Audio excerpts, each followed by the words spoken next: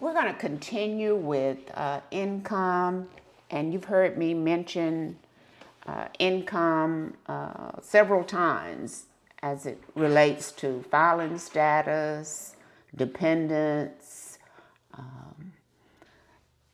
whether you have to file a tax return or not. But gross income is all income received in the form of money, goods, property, and services that is not exempt from tax.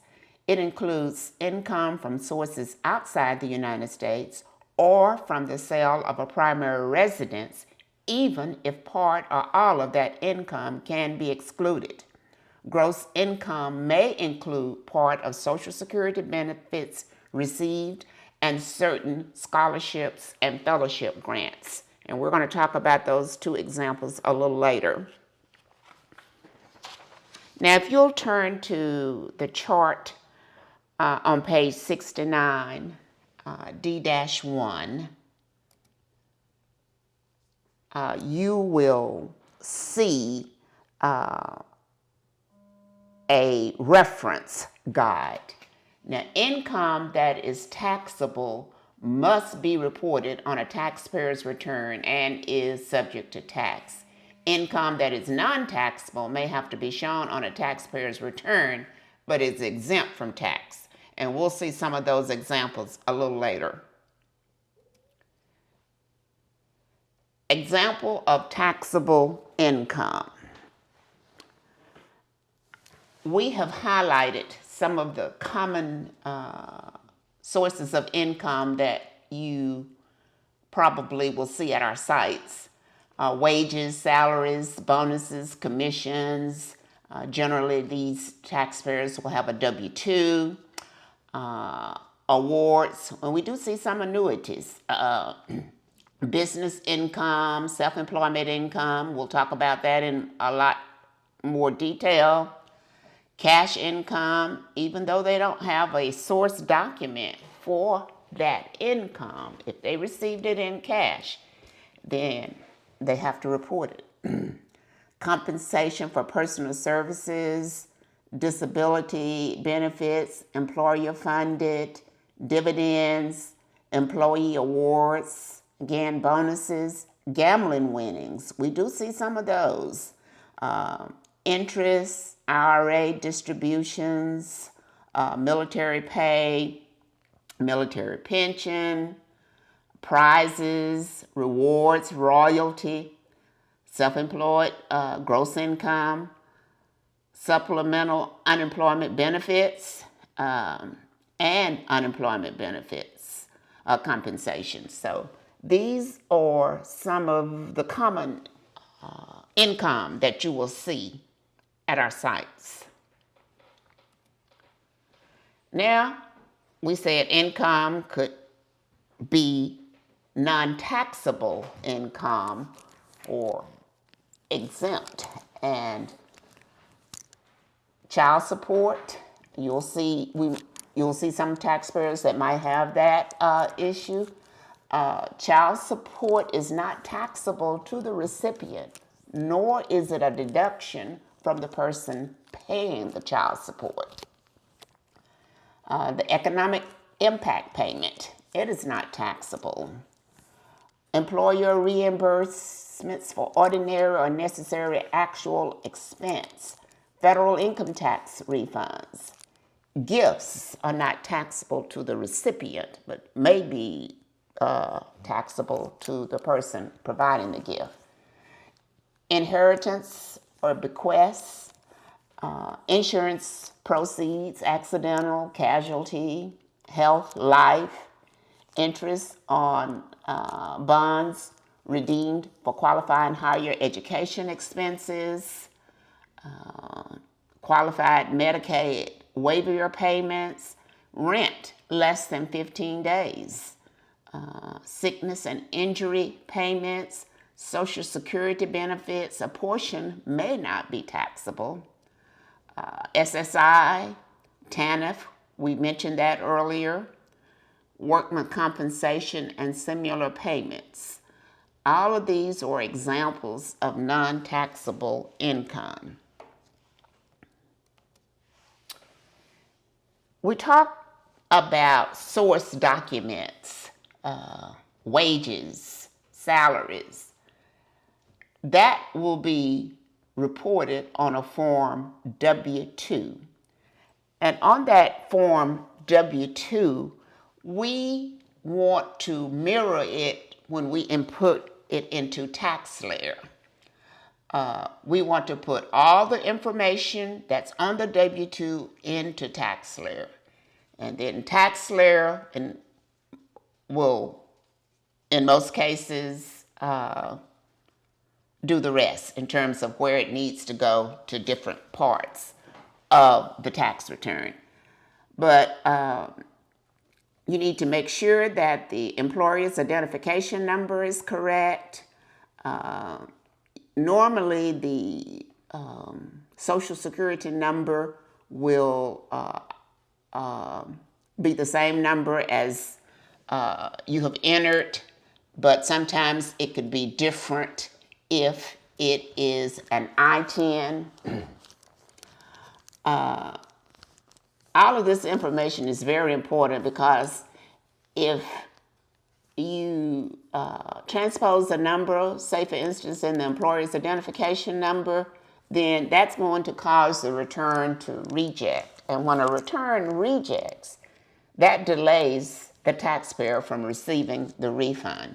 But you'll generally see information in 1, 2, 3, 4, 5, 6, 7, rarely in 8. But one thing I want to point out to you, once you input the wages in box 1, box 3 and 6 will automatically populate. And sometimes those amounts could be different depending on the tax return. So pay close attention to that. You'll have the employer's address. You may have some information in 12A or 12B. Generally, you won't see anything on lines 16 through 20 because we don't have a state income tax. Usually, box 13, could be checked. And if statutory employee is checked, that generally means that a Schedule C has to be done, which is the self-employment form. Okay.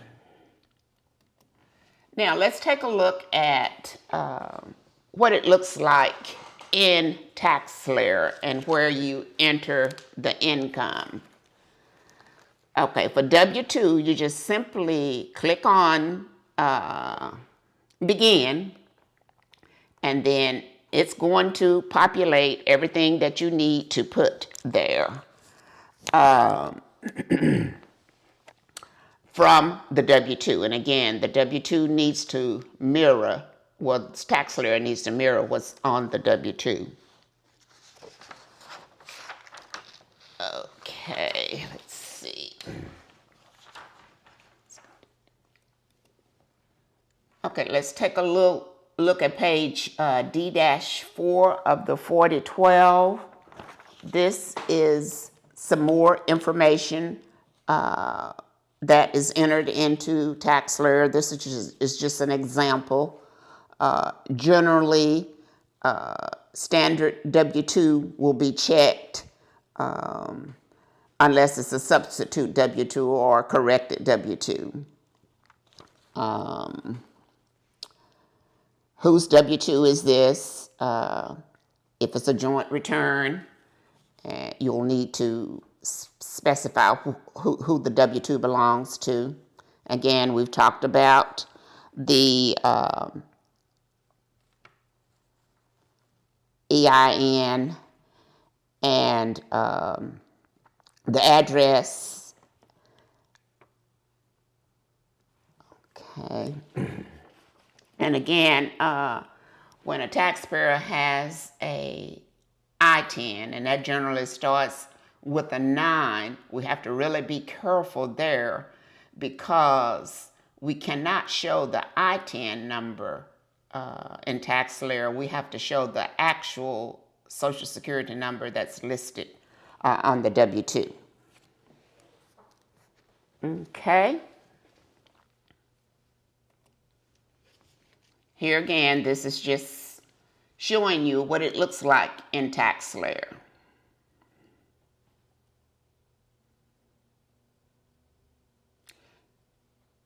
And there was a note, be sure to complete box 11 if there is an entry on the original Form W-2. An entry here may indicate the taxpayer is receiving deferred compensation earned in a prior year.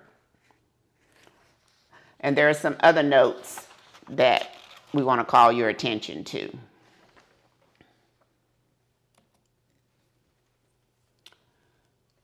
Again, just more screenshots of how the information is entered in TaxSlayer.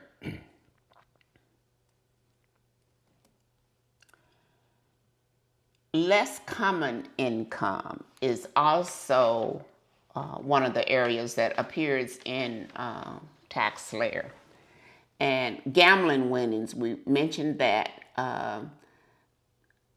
oftentimes a taxpayer receives a W-2G, and that's where you would enter that information. Other compensation may include a cancellation debt. Pay close attention to that because you will see this again in one of the test questions. That's basically the ones that we generally see. Okay.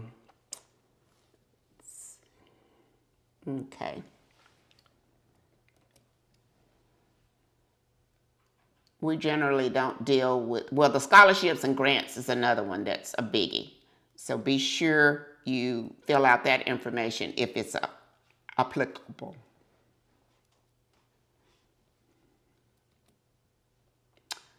The next form you see is a 1099 INT.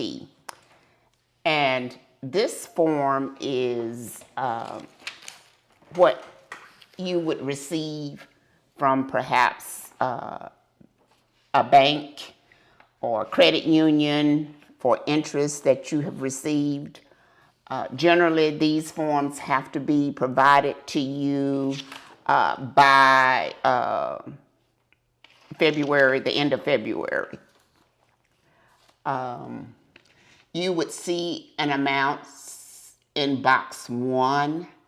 Sometimes there might be a box amount in box 2 if there was an early withdrawal penalty. Generally, federal income tax is not withheld unless it's a requirement by the institution to do that, by the IRS. You'll have the taxpayer's information, tax identification number, and the payer's tax identification number. Okay. Other types of income that you might see there, you may see capital gains,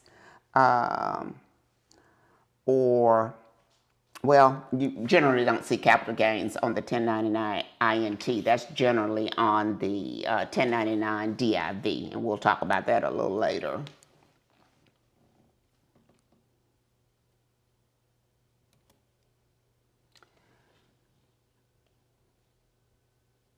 Interest and dividend income on D-8. That is just a screenshot of what it would look like in TaxSlayer. Oftentimes, there may be a 1099 Schedule B that's a source document versus the 1099 INT. And you'll see that information there.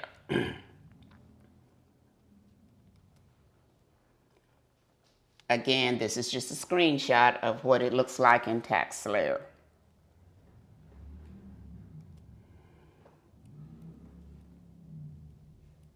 Okay, another screenshot here.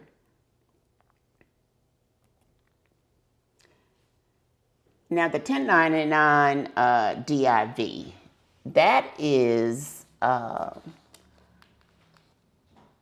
found in publication 4012, page 80 through 81, D12 to D13. Now this form is used to report different types of corporate distributions. Sometimes these are capital gains or ordinary or qualified dividends, but your 1099-D will have all this information on it, and this is what you would input into TaxSlayer. You might see an amount in 1A, 1B.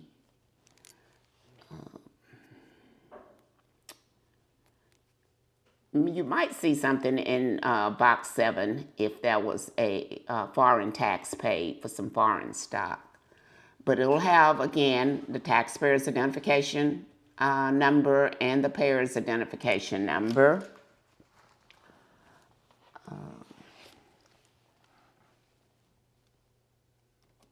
This is a screenshot of what it would look like in TaxSlayer.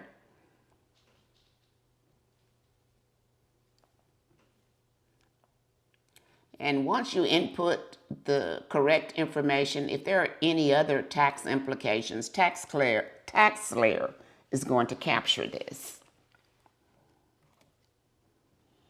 Again, this is still another screenshot of what a 1099 DIV input would look like.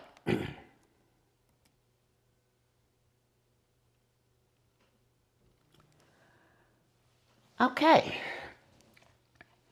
Now we have talked about what gross income is, and we've talked about the various source documents, the W-2, the 1099 INT, the 1099 DIV. Our next poll question is, what section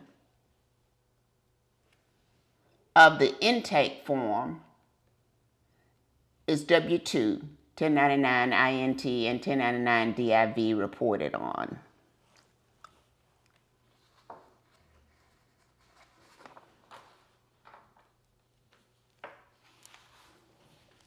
Okay, we'll go ahead and launch the poll. Give you a minute to take it.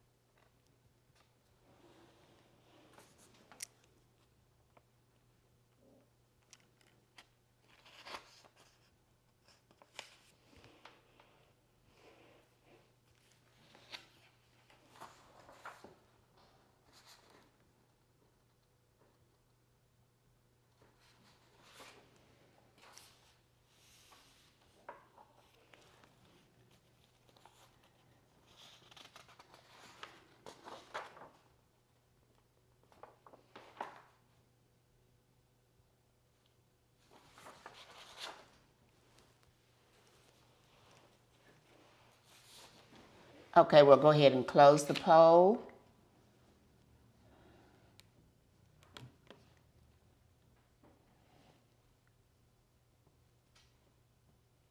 And we didn't too, I'm gonna share the results. We didn't do too well.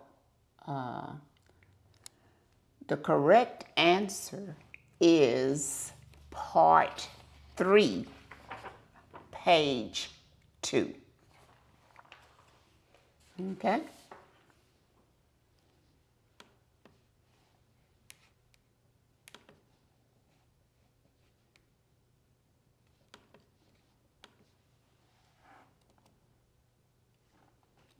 That's the answer on the screen.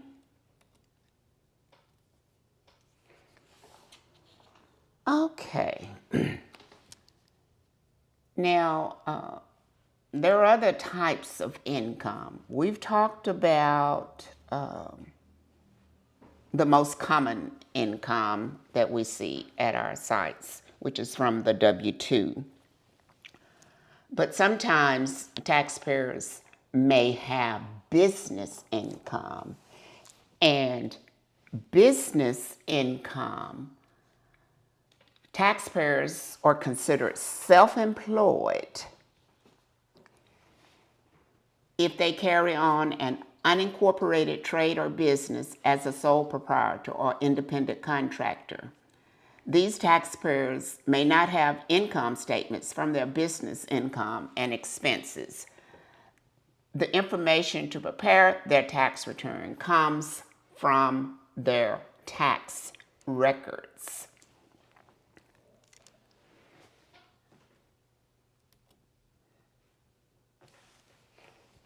Okay, now this is some examples of taxpayers that may have business income would be maybe landscaping, Uber drivers, or beauticians.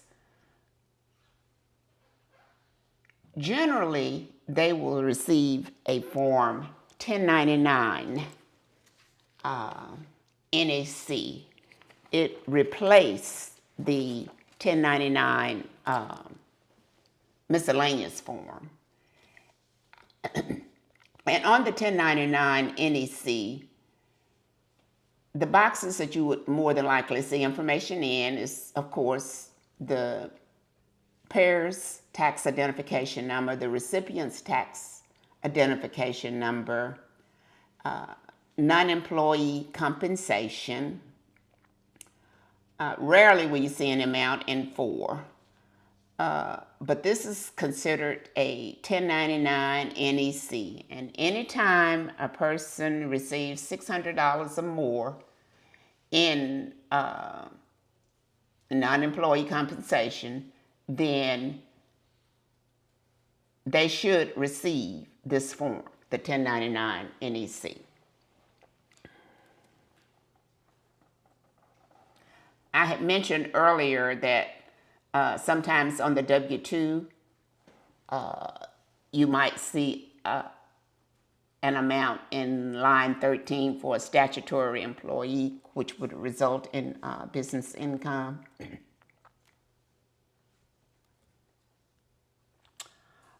Also, a 1099-K is another source document that you would might receive. This is like from partnership, if you were in a partnership. And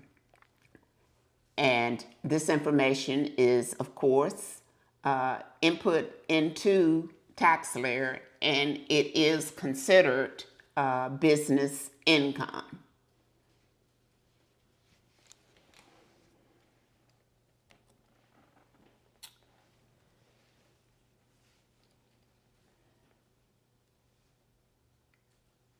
There are, in addition to the income, there are certain expenses that a self-employed individual is able to deduct. And we at Foundation Community have come up with this worksheet that can help taxpayers determine what their expenses are. Now, we will be happy to help a taxpayer that has business income with the income and their expenses. But they're going to have these expenses totaled up. They can't come in with a shoebox and expect for us to go through and help them tabulate these expenses. They would have to do that on their own and indicate those amounts on this worksheet. Okay?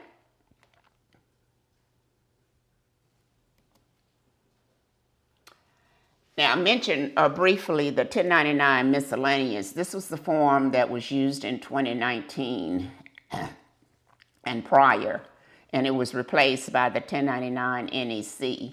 And generally, you would see for business income, you would see an amount in 7, non-employee compensation.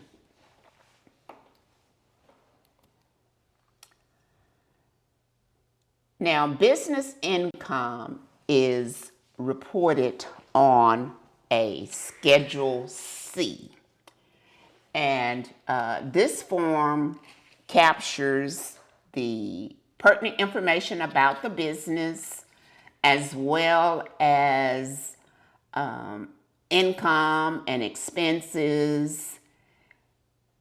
And once you input the 1099 NEC, you'll get a message. Do you want to create a Schedule C? And you would say yes. And then this form would be created for you, and so that you could enter the amounts.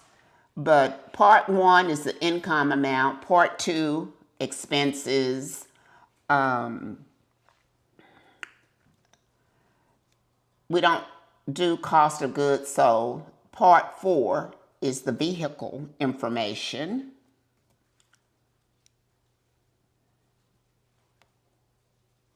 Let's go back to some of the expenses that a taxpayer is entitled to.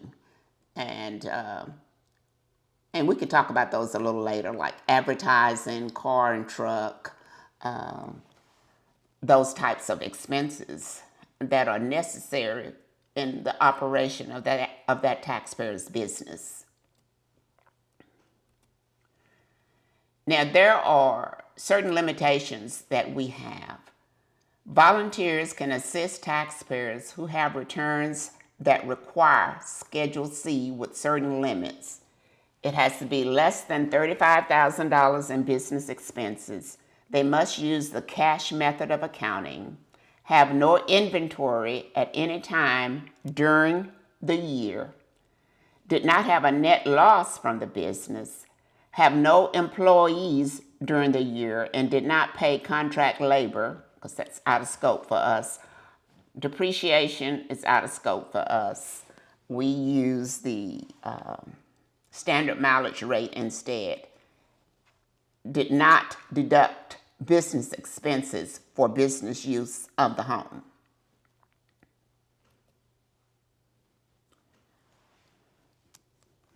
Now, these are the expenses, ordinary and necessary, that are within scope. Advertising, car and truck expenses. The standard mileage rate is 56 cents, plus parking fees and tolls. Now, the car and truck expenses cannot include commuting expenses, and that's going from your first job, going from your home to your first job. And then those are commuting, but from your second job, from your first job to your second job, then those would be considered commuting expenses.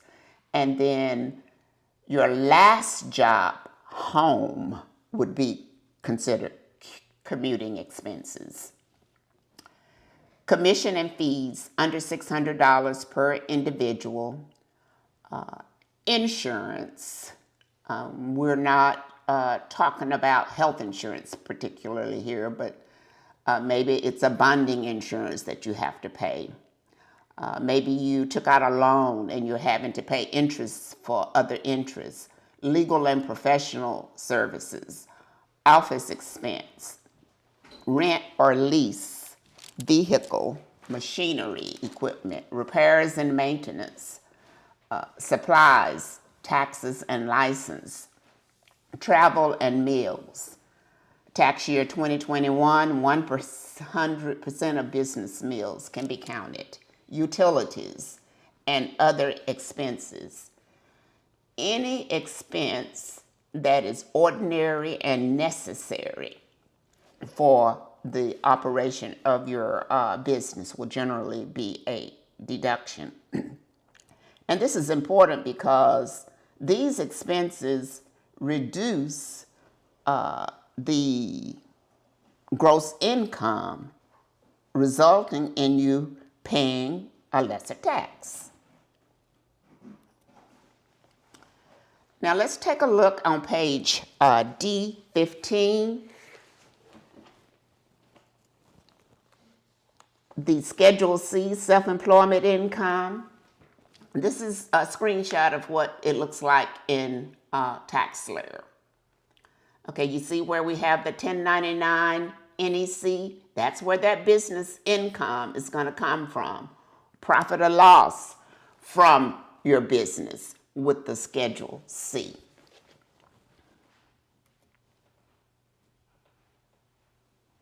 And I mentioned earlier that you're transferring the 1099 NEC to Schedule C by clicking the box that you want to create a Schedule C.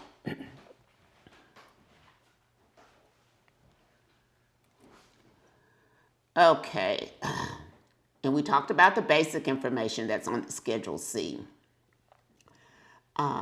Income, generally, if you created a 1099 NEC, that is going to carry forward to the Schedule C. But if there's other income that was not reported to you on a source document, it's entered here. Cost of good, so that's out of scope. Car and truck expense, we'll talk about that a little later.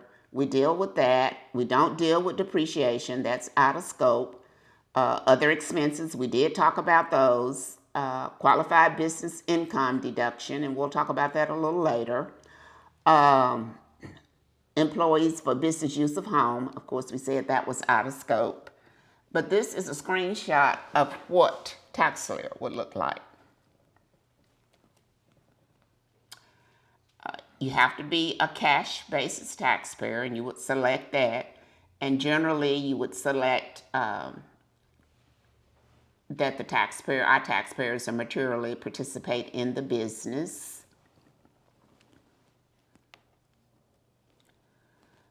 Okay, now we talked about the expenses.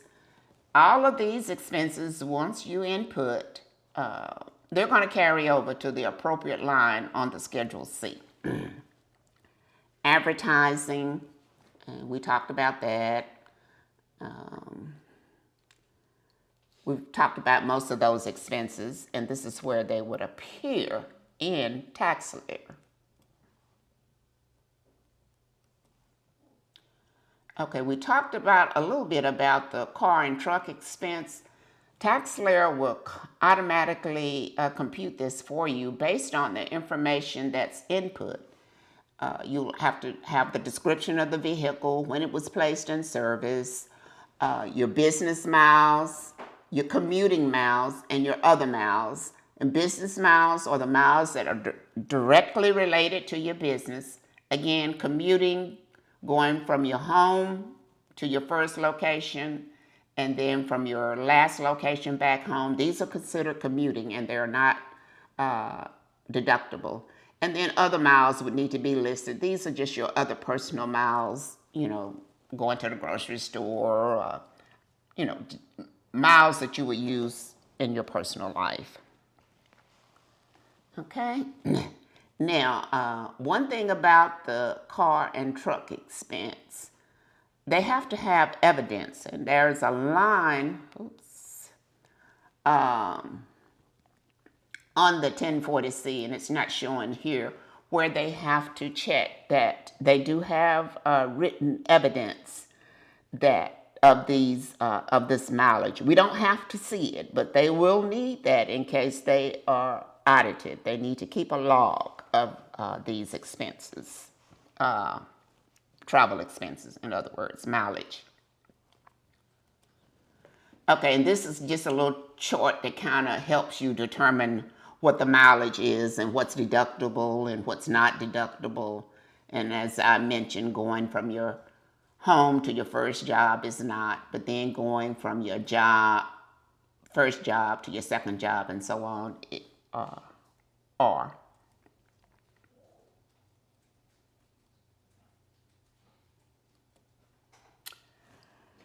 I want to spend a little time on good record keeping, and that is really, really critical to the taxpayer, because the better records they keep, the better we're able to help them. But more importantly, if they are audited by the Internal Revenue Service, then they will have to be able to produce certain records. We're not there to audit their tax return. They're responsible for whatever they put on their tax return. But we need to emphasize to them the importance of good record keeping.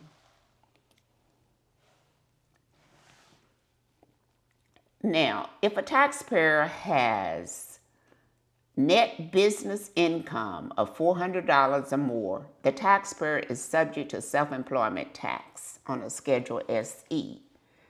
Now, as an employee, that's taken care of through your withholdings. But when you're self-employed, that is not. So this is considered the self-employment tax, and it's on a Schedule SE. But no worries, TaxSlayer will automatically compute this based on the information that you input into TaxSlayer. Now, half of the self-employment tax, taxpayers get to deduct as an adjustment to income, and that's entered on Form 1040 Schedule 1, and we're going to talk about adjustments on tomorrow. Again, TaxSlayer will automatically compute this for you.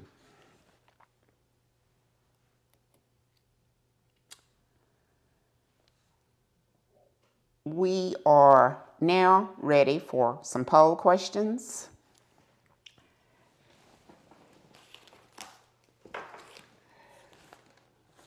And the first poll question, Daniel has his own business. He received Form 1099 NEC for $13,000 for work he completed as an independent contractor. He also received cash payments that total $2,500 for other jobs he completed for different individuals. Must Daniel report the cash payments of $2,500 on his tax return? And we'll need to answer yes or no, and you'll have a minute.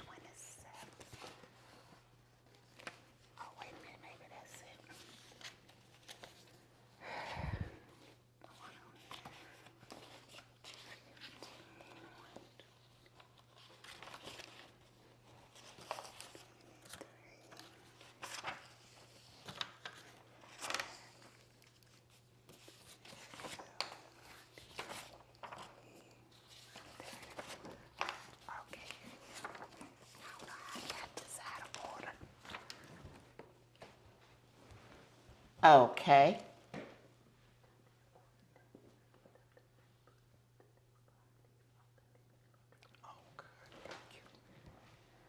Okay, we're going to go ahead and end the poll. And you all did very well on this question. I'll share the results. 98% of you said yes, and that is correct, even though he doesn't have a source document, a 1099 NEC. This is cash payments, and cash payments must be reported. Okay?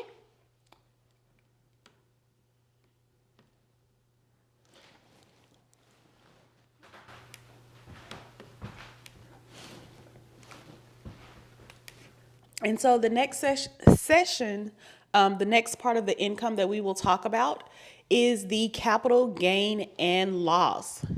So the two forms that we will see that we work with is the 1099B or the 1099S.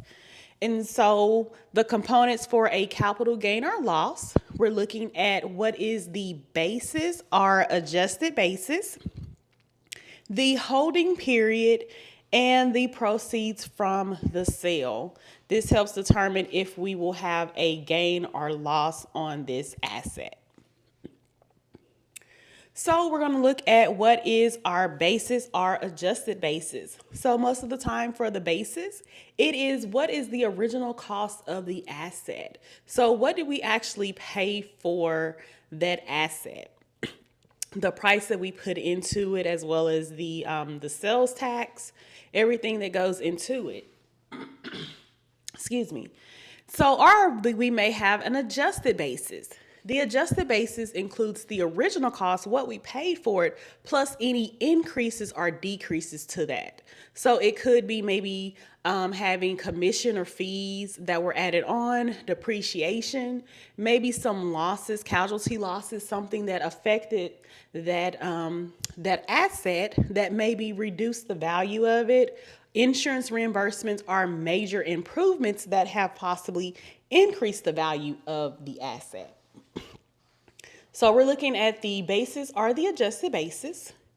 And so definitely with the 1099B, brokers must report cost or other basis on that form, the 1099B, unless the securities sold were uncovered securities. And you don't have to worry about all of this information. It is found on the 1099B. And as we have been talking throughout the lesson with these source documents, you enter in the information that you see on that source document into TaxSlayer. And the beauty about TaxSlayer and other tax preparation softwares, it will do the calculation for us. But we're definitely making sure that we honor the concepts and how TaxSlayer, how the software, how everything arrives at the number, or detailing how we get these, what's reportable, how we come up with these deductions and credits that a taxpayer will qualify for. Taxpayers must use codes to report if Form 1099B was received and whether or not it showed the basis reported to the IRS. And again, that is shown on that Form 1099B, and we're going to look at an example soon to show you where you're going to find that information from. So once we get our basis or adjusted basis, now we need to determine what is our holding period. So that means how long have we been holding on to that asset on here. And so that asset, it could be maybe mutual funds, it could be stock, it could be maybe a main home, real estate, additional other real estate property. Those are the different types of assets that we're talking about. But mostly at most sites, you're going to see it's related to investments. So mutual funds or stock that people will have this 1099B. So it's considered short-term property if it is held for 1 year or less, and then long-term property if it is held for more than 1 year. And so long-term capital gains are taxed at a lower rate than short-term gains. Again, the brokers must report the gain or the loss if it is short-term or long-term on the 1099B, unless, again, the securities sold were non-covered securities. And so, again, when we look at that 1099B, you're going to see where it's broken up in its categories to show where it's short-term and long-term. So that's already broken up for us on the tax form. And then lastly, we have the proceeds from the sale. So the Form 1099B, it reflects the gross or net proceeds for a stock or mutual fund. Whichever way it's reported, we again want to mimic what's on that 1099B and reflect that on into TaxSlayer. If you have any questions, you can always refer to your site coordinator and they can walk you through and review the information. Form 1099-S usually reflects the gross proceeds of real estate transactions. So we then have other evidence in the absence of the above. So we may have some taxpayers where they have been holding on to this asset for just so many number of years, or maybe it's been inherited to them, so that then it's really kind of hard to determine what that basis is. So they actually have to do a little digging and go a little further on there to see if they can find that information. So they will be looking for reaching out to their broker to see what information they may have, or again, going through their records. But most of the tax forms, most of the 1099-Bs that you will receive will reflect the gross or the net proceeds, and you're going to input that information directly into TaxSlayer. So right now, what you'll see, it is a 2021 Form 1099-B. Now, I can say just from my experience, most of the time the 1099-B will not look exactly like this. When it comes from an investment form, you're going to get kind of like a summary sheet. It's going to show maybe if the individual, the taxpayer, if they receive 1099 interest income, dividend income, and then they break down the 1099-B information into categories. That's the short term and the long term. And then they have a summary, a total for each of those. But again, the information that you see on the tax form, you duplicate that information into TaxSlayer. So you don't make any changes. You're not calculating yourself, taking the difference from the cost basis as well as the proceeds. You're not making any adding or subtracting. The software will be doing the addition or subtraction for us. And based upon when you put the dates, the date acquired, the date sold, again, TaxSlayer will then understand if it is short-term or long-term, but based on how it's categorized, you would then be able to select if this is a short-term or long-term by the click of a button in TaxSlayer. This is the 2021 1099-S. So this is a form that an individual may receive from proceeds from real estate transactions, and it'll show the gross proceeds. That means once we enter this information into TaxSlayer, we then may have to calculate if there are some additional expenses, such as maybe the realtor fee, the brokerage fee, or any taxes related to it that will offset this as well. On here. Again, if you have any questions while you're preparing something, refer to your site coordinator for additional assistance. We definitely want to make sure that you get the experience as you're preparing the tax return, and we definitely will not leave you hanging or alone by yourself. So this is the summary form that most individuals will be bringing into the tax office. On there, very similar to this layout, where you will see the documents will have the 1099 DIV, 1099 miscellaneous, 1099 interest, and then you're going to see at the very bottom it has the summary proceeds. So that's that 1099-B information. So these are coming from those investment companies like Charles Schwab, Fidelity, JP Morgan Chase, E-Trade, even from Robinhood, from all of these different investment companies. And so they may not have something for every field or every type of form, 1099 DIV or interest form on there. You're going to input it based upon what you see numbers reported and entering that into TaxSlayer. So this is a form that you will that'll be very similar other than the other 1099-B that I showed before. So we cannot just go based off of this summary information. We then have to drill down a little further and get the details. So this, what you see right here, this is actually from one of the scenarios that you will then have to work on a little later for the advanced scenario.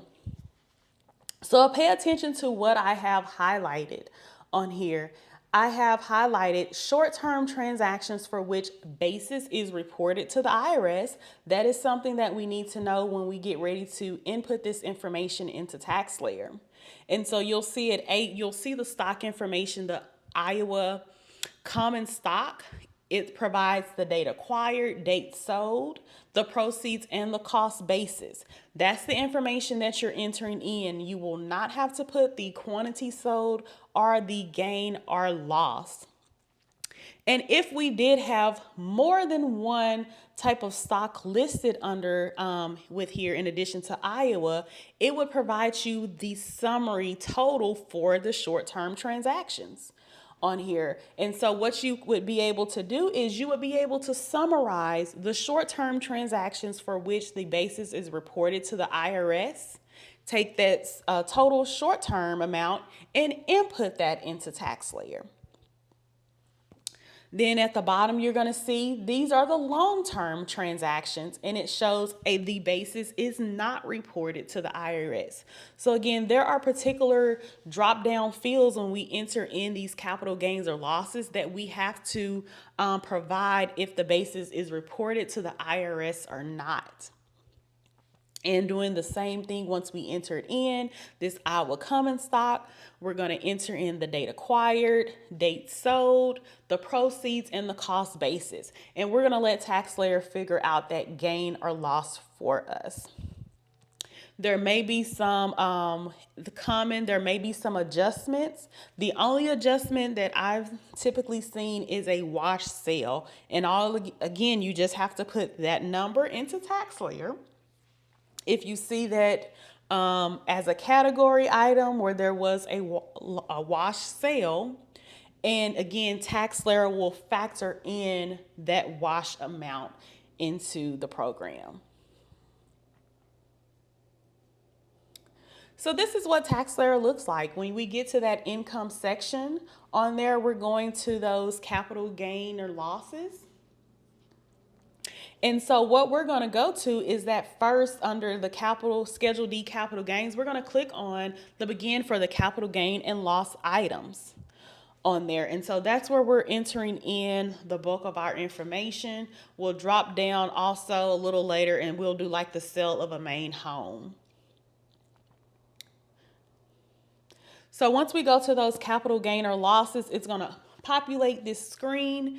You're going to put who the form belongs to. You're going to put the description of the property. So we talked about the Iowa common stock. And so we saw that on the previous example, it had the Iowa short term as well as the long term. And so what we can do is we can just categorize it Iowa short, Iowa long.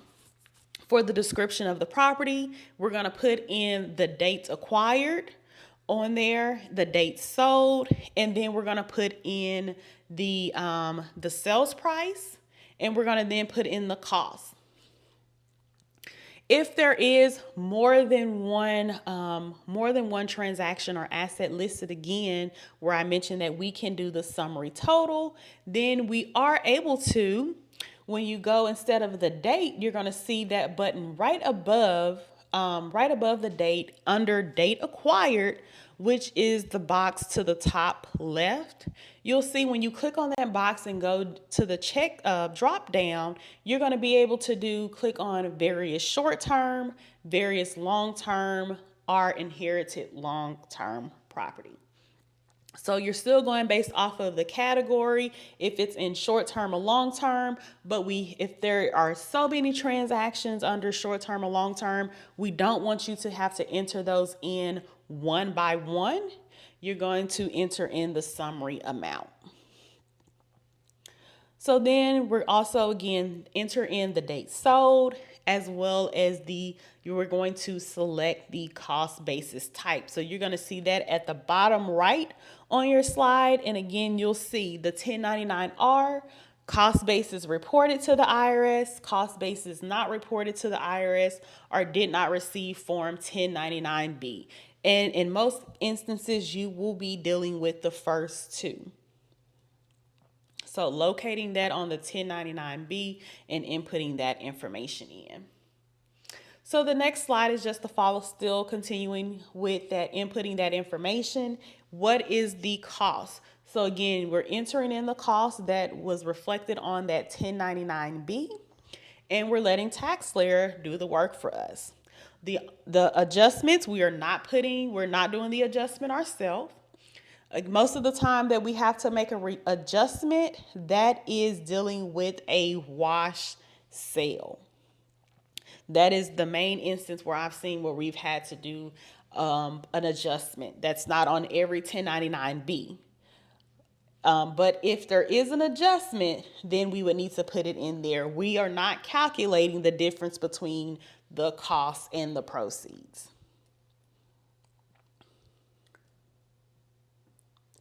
So that's pretty much what we're using for all of our capital gain and loss assets, which again, those are mostly stock and mutual funds. On there, it could be maybe some other type of land or real estate on here. The other ones that we may see, it is the sale or exchange of the main home. So in some instances, depending on how long an individual have been living in their home, they may be able to exclude that income, but it still needs to be reflected on the tax return. So you'll go down and you'll see below the note, you said generally if the two tests are met, the taxpayer can exclude up to $250,000 of gain. If both the taxpayer and their spouse meet these tests and file a joint return, they can exclude up to $500,000 of a gain. But only one spouse needs to meet the ownership test in test 1. So test 1 is during the 5-year period ending on the date the taxpayer sold or exchanged their home. They owned it for 2 years or more and lived in it as their main home for 2 years or more. Test 2, the taxpayer hasn't excluded gain on the sale or exchange of another main home during the 2-year period ending on the date of sale or exchange of their home. So most individuals, again, if they meet those requirements of test 1 and test 2, they're able to exclude up to those amounts on the tax return. And this is probably good for a lot of individuals in definitely the DFW area. People have been selling homes, buying homes, and if they've met those requirements, that gain, if it is under that threshold, they've met the requirements, they're not having to report that as income. They're not being taxed on that income. They are reporting it for informational purposes, but they're not being taxed on it. So where do we go and input this information for the sale of a home? So you saw when we went to the capital gain or loss, and then there were a couple of steps, couple of buttons right below it that we were able to click on the sale of a main home. So when we hit begin, we're going to enter in basic information about the home. When was it purchased? And what was that purchase price? And then we're going to input the date of sale, the sales price. And we need to enter in the information to make sure that the taxpayers or spouse qualify for those two test requirements. So how many days in the last 5 years was the home your main home? How many days in the last 5 years did you own the home? And then we also need to check, was it related to the home buyer credit? Those individuals, they have a few more requirements because people are still making payments on the first time home buyer credit, which we're going to talk about tomorrow. So they may have to add that, go ahead and pay that. They will have to pay that back on the current tax return. And then related to the main home, on there, do we need to make any adjustments for the net amount that they've earned, that they made from the sale of it. Are there any legal fees, title, any fees or selling expenses related to the sale of that home that we need to adjust for? And so we will have these these areas in tax layer where we can input that information as well. So now that is related to the sale of your main home. There are no benefits to those individuals that sell their home and they have a loss. So if the sale is a loss but must be reported because the Form 1099-S received, you cannot deduct the loss on your tax return. It is only provisions on a gain to exclude up to a certain amount on there. So for those individuals that, took a loss, there are no provisions or benefits on your tax return on there. There are for the regular capital gain and losses on there. That loss is up to $3,000 per return. We won't talk about the married filing separate. They have other provisions. If for the sale of mutual funds or stock, if that loss if it's more than $3,000, you will be able to do $3,000 on the tax return, and the remaining difference will be a rollover. You will roll it over to the next year. That is one good thing about, and we try to let individuals know, kind of sticking with where you go and get your taxes done, or bringing in a copy of your prior year tax return so that the preparer can look at it to see what was reported on the prior year tax return. If a client is coming into us and they had a loss for their 2020 return, new client, never been to the VITA program, they don't bring that tax return in, they definitely need to make sure that they answer that question on the intake form, because I would not know to put that in unless I see that. So we are up to our next poll question. And this poll question, it states, Kevin paid his broker a $75 fee on the sale of his stock. His Form 1099-B shows $925, and the box next to net proceeds is checked. What is the amount that Kevin reports as his sales price? So I'm going to go ahead and launch this poll question.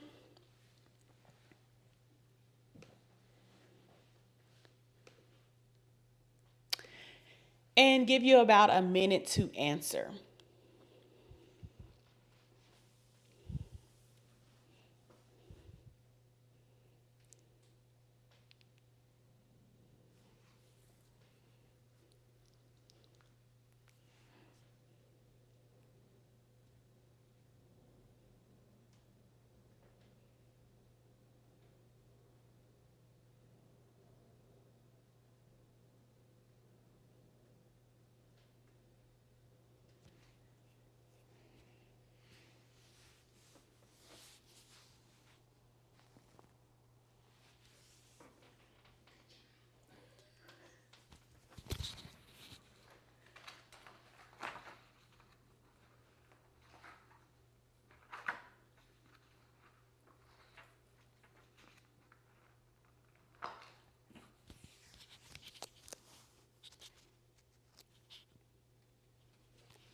Okay, we're getting ready to close the poll question.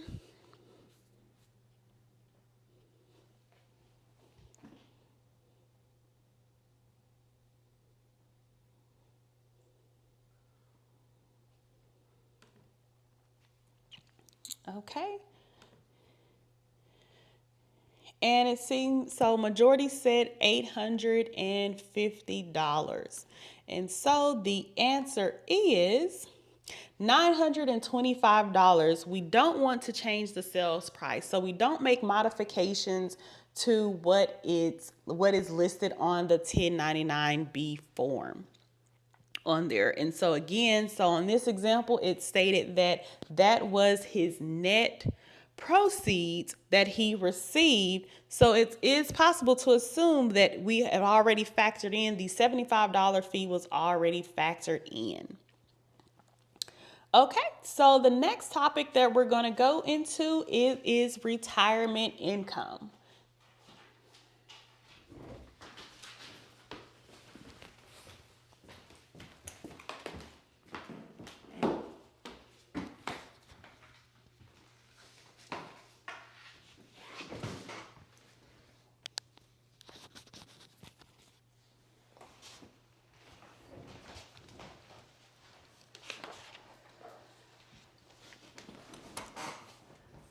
What is retirement income? Retirement income can include Social Security benefits as well as benefits from annuities, retirement or profit sharing plans, insurance contracts, IRAs, etc. Retirement income may be fully or partially taxable. Retirement income is generally reported on a Form 1099 IRA.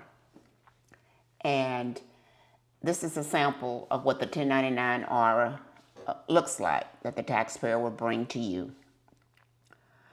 It'll generally have the identifying information for the payer and the recipient, name, and so forth. You will see amount in 1. Sometimes there's an amount in 2A and sometimes it's not. And we'll talk about how to deal with that.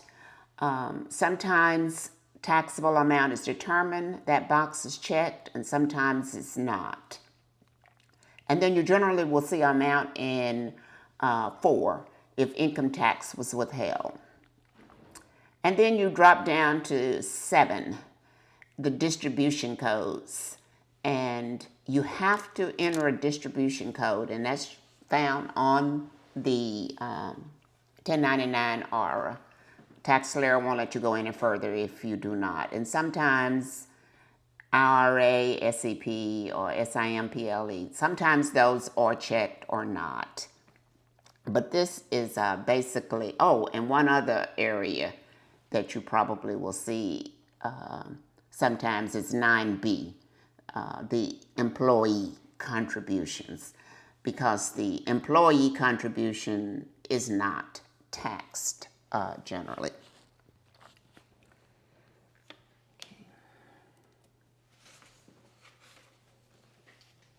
Partially taxable pensions and annuity using the simplified method when 1099 IRA box 2 is blank. And the one common method, of course, is the simplified method. And the simplified method is used to calculate the tax-free portion of each pension or annuity payment. The simplified method worksheet calculates the taxpayer's cost basis for each monthly payment. The number of monthly payments is based on the taxpayer's age and the spouse's age if a joint survivor annuity is selected by the taxpayer on the annuity start date. And pay close attention to that simplified method because you will see that again on one of the test questions. Disability pension income. Sometimes taxpayers retire on disability, and it must be included in income. Disability payments are taxed as wages until the taxpayer reaches the minimum retirement age. This age is set by the employer. After the taxpayer reaches the minimum retirement age, disability payments are then treated as pension income to determine taxability. And on the 1099 IRA box 7, the code would generally be 3. And later on in the course material, you will see a chart that contains a definition for the various codes.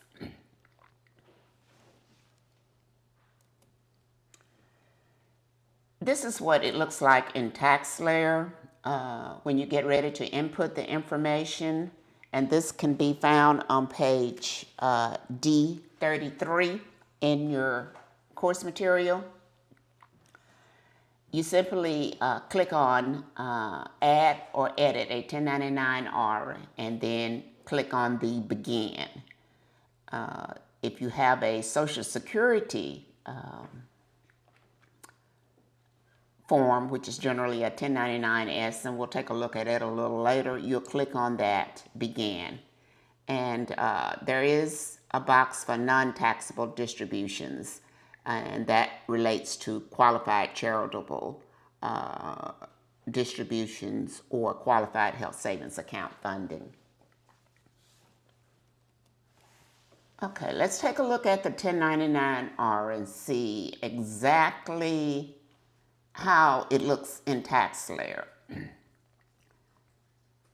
You will check if this is a standard 1099-R, if it's a joint return, which taxpayer the 1099-R belongs to.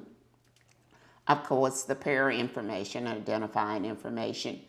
Be sure you input that information correctly, because if not, the return will reject.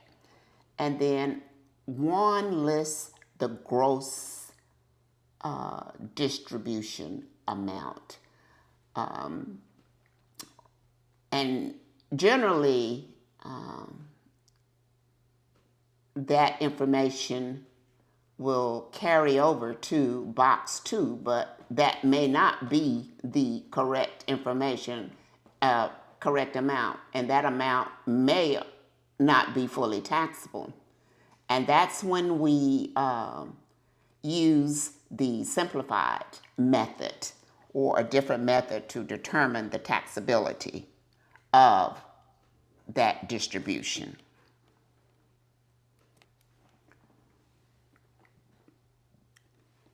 There is also a place where you list the employee contributions, and also a place where you list any withholdings that was withheld.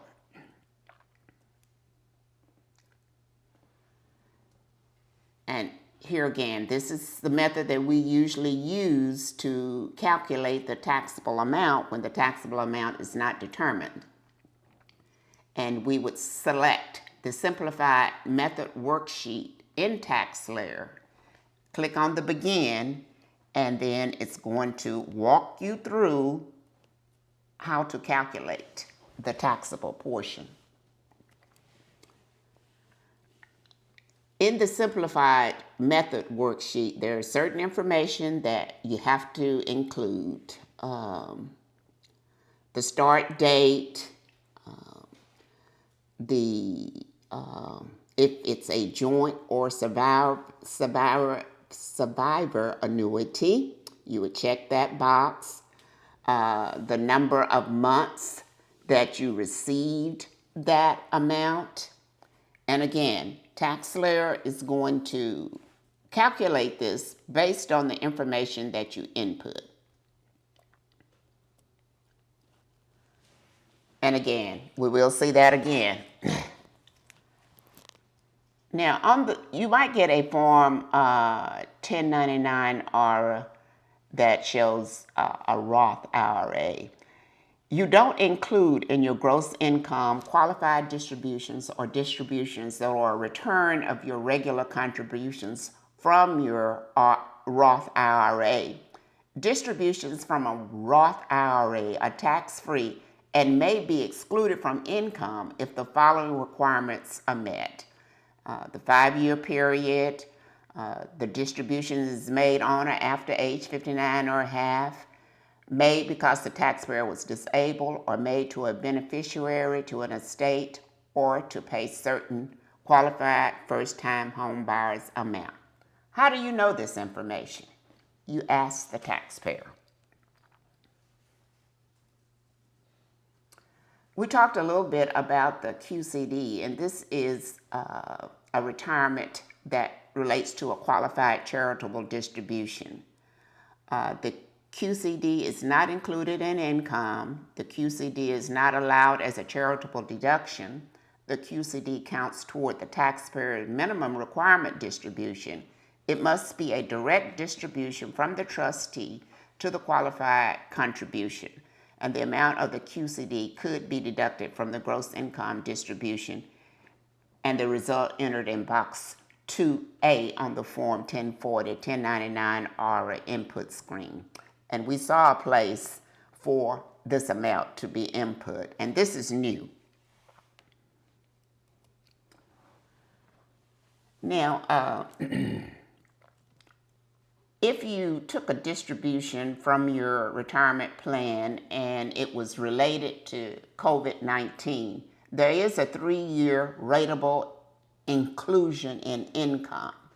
Distributions received in 2020 that were qualified coronavirus-related distributions are included in income in equal amounts over 3 years.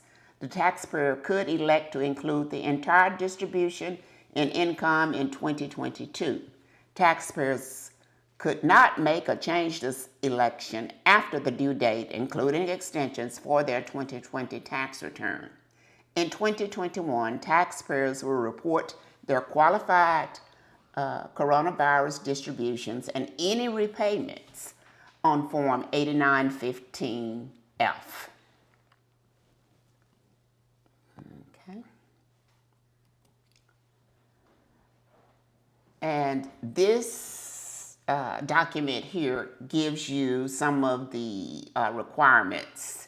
A qualified individual who received a coronavirus distribution eligible for tax-free rollover treatment is permitted to recontribute any portion of the distribution to the same plan or another eligible retirement plan, such as an IRA, within 3 years from the date after the distribution.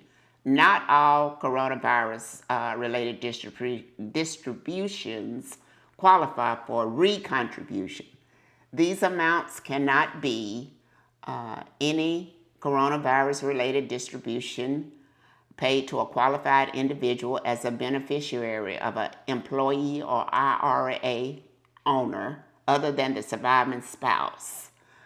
Any distribution other than the IRA that is one of a series of substantial equal periodic payments made at least annually for a period of 10 years or more, the individual's life or life expectancy, or the joint lives or joint life expectancies of the individuals and the beneficiaries, and the individual's beneficiary.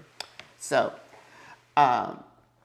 this also relates again to the 3-year rule. So pay close attention to this because this may impact a lot of taxpayers. A recontribution of a coronavirus-related distribution will not be treated as a rollover contribution for purposes of the 1 rollover per year limitation. And all this information can be found on page D43. I mentioned to you earlier that there are some distribution codes, and these distribution codes can be found on D40, and they will be listed on the 1099 Ira.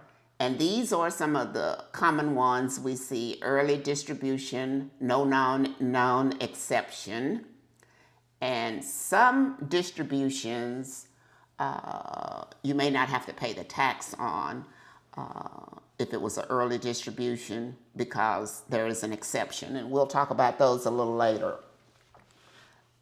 Early distribution exception applies, disability, death, and a normal distribution. These are the common ones that we will see at our sites.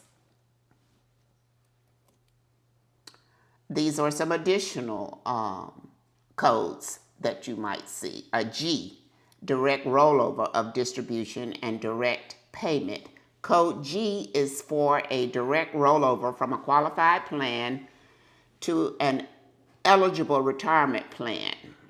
If box 2A, taxable, won't be taxed.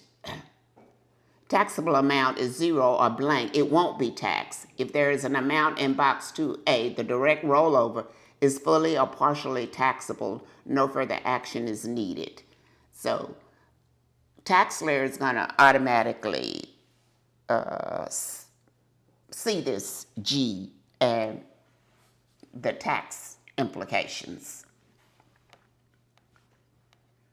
Okay.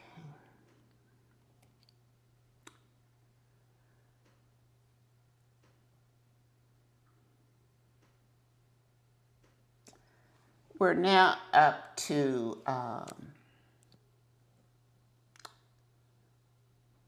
the poll question, number 1. Andrew changed jobs and received Form 1099-R from his previous employer. The gross distribution amount in box 1 is $11,200. Andrew deposited the entire $11,200 in his IRA within 30 days of receiving the check rollover. Which of the following statements is true?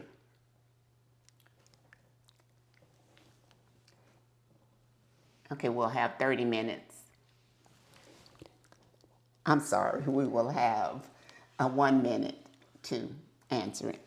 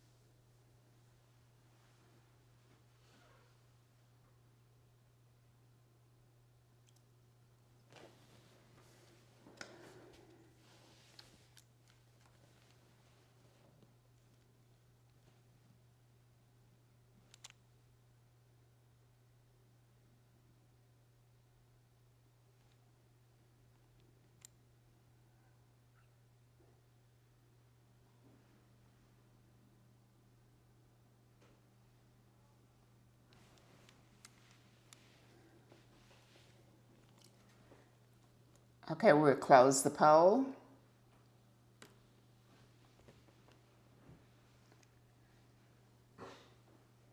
Okay. Andrew can exclude the entire distribution from income because it was rolled over into an IRA within the allowed 60-day period. A taxpayer has 60 days to roll over an IRA. Say, for instance, they were terminated from this company, they received their distribution, then they don't have to pay tax on that distribution if they roll it over to another IRA within the 60-day period.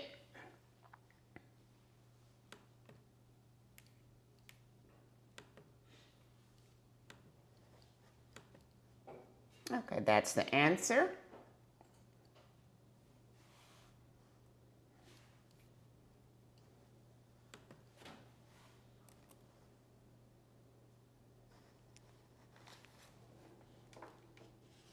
We have another poll question, and we'll go ahead and launch the poll.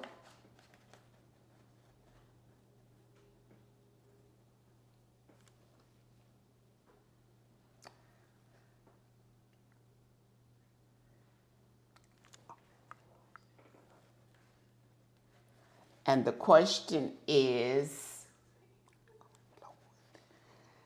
Dottie worked for the local tire plant for 32 years. She retired in June and receives a monthly pension of $1,679. She received 6 payments for July through December. Dottie never contributed to the pension plan. Her employer made all of the contribution. How much of her pension is taxable? Choose from the answers listed and you'll have a minute.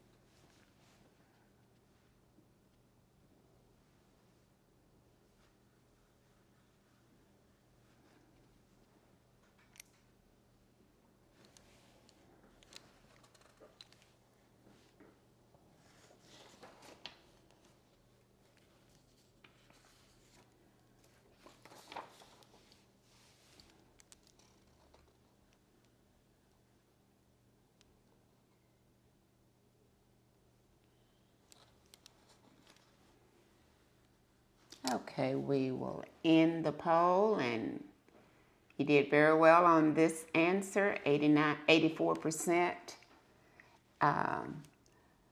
The answer is $10,074, and that's 6 times the monthly amount. Dottie's entire pension amount is fully taxable because she has never paid income taxes on her employer's contribution to her pension. You don't have to pay taxes on your contribution to the pension plan. Okay.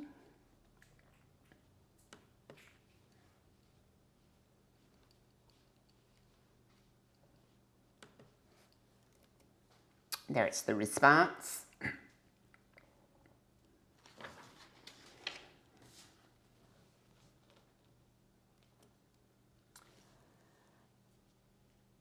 The next type of income that we're going to talk about is unemployment.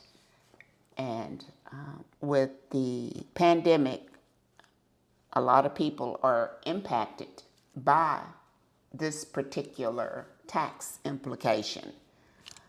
Unemployment compensation generally includes any amount received under an unemployment compensation law of the United States or of a state in the United States.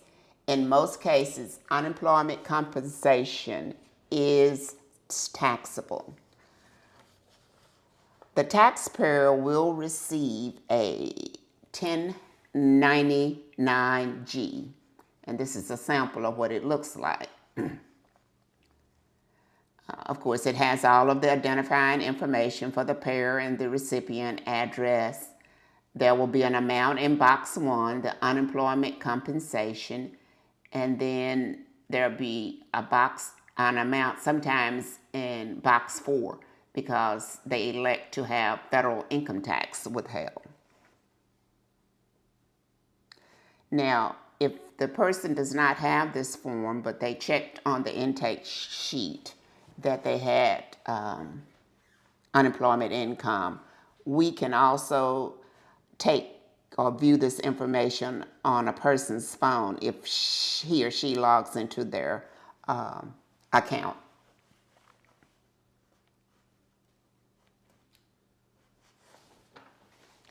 Now, you heard us talk about Social Security benefits earlier. And we said sometimes it's taxable and sometimes it's not. It just depends on a particular situation. Social Security benefits are payments made under Title II of the Social Security Act. They include old age, survivor, and disability insurance benefits. Social Security benefits include monthly retirement, survivor, and disability benefits. They do not include SSI.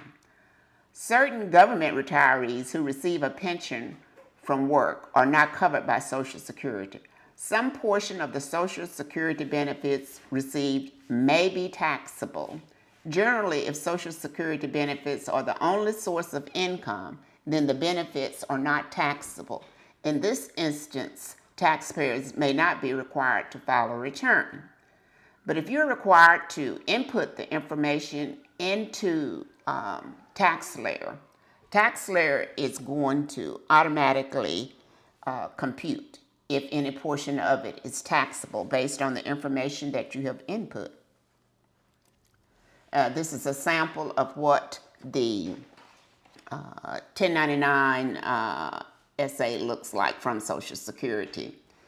Of course, it would have your name and your Social Security number. And what we are looking for is the amount in box 3, the benefits. And then also we will have to input the Medicare benefits as well, the Medicare portion. Sometimes taxpayers elect box 6, and that's the voluntary federal income tax that was withheld. And we had one lady that would come into our site. She did not have a filing requirement, but she had Social Security income tax withheld from her Social Security payments. This was her form of savings, the way she was able to save money and get a refund. And we advised her that, she could have that money during the year, but this was her choice. And this is one of the instances when you file a return and you don't have to. Okay. This next slide shows the Social Security benefits and where it is entered in TaxSlayer. You simply click on Begin, and it will take all the information from the 1099 SSA.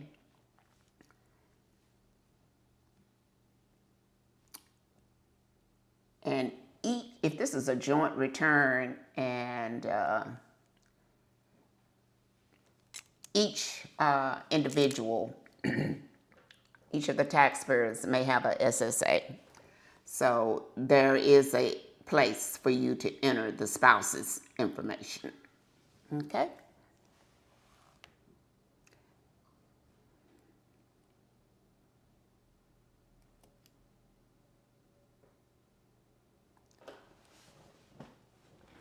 Other income.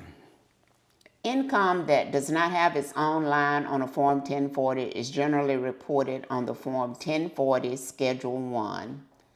And these are some of the types of income that don't have their own special line. Prizes and awards. You may get a Form 1099 Miscellaneous with Box 3 checked.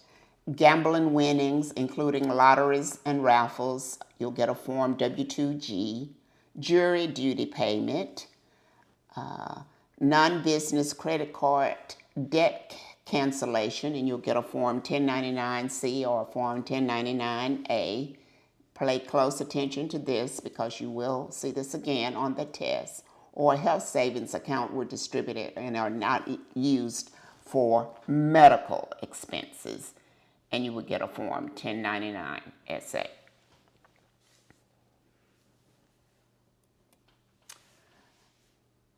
Let's take a look at what the screen looks like in TaxSlayer. This is a screenshot of where you would enter the information. You would click on Other Income Not Reported Elsewhere, and you see the gambling winnings, W2G.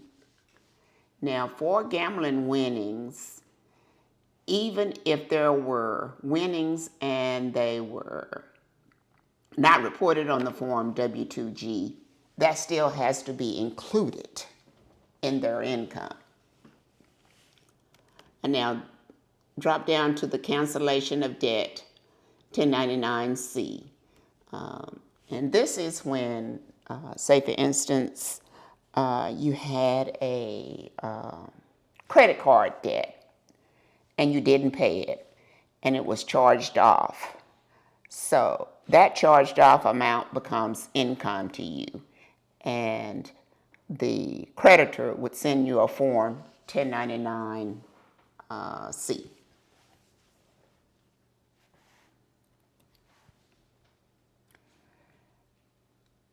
Now, if you're insolvent, you don't have to include it, but this is a worksheet to determine whether the taxpayer was insolvent. And these are the expenses, or the assets, or the liabilities. And your assets minus your liabilities would make the determination. A negative amount equals insolvency and a positive amount equals solvency. And if you are solvent, you have to include it in income.